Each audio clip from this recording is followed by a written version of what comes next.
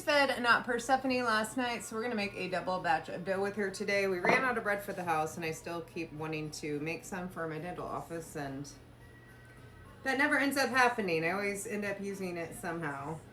So we're gonna start with 250 grams of active starter.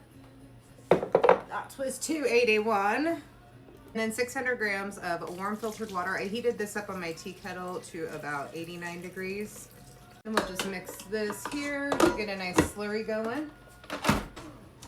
All right, nice and bubbly and active, just the way we want it. And then we are gonna add 20 grams of salt and 1,000 grams of bread flour. And back on the mixer, this shall go to just create a dough for us. I only do this for a couple minutes. My hand mixer, or my stand mixer, kind of does all of the work for me when it comes to building up that gluten strength and getting my dough going.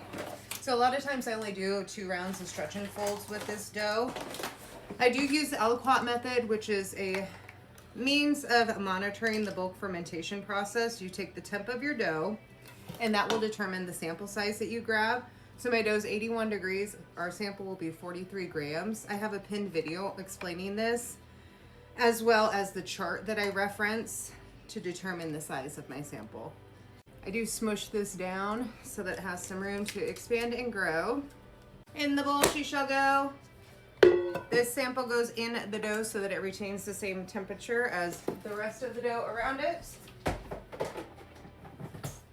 And I'll bring you back probably in an hour to do some stretch and folds. So it's been just a little bit over an hour. That's how our dough is looking. We're gonna do a couple rounds of stretch and folds probably. So this will be our first one. Ooh, that didn't get like mixed in. There's some like not integrated flour there.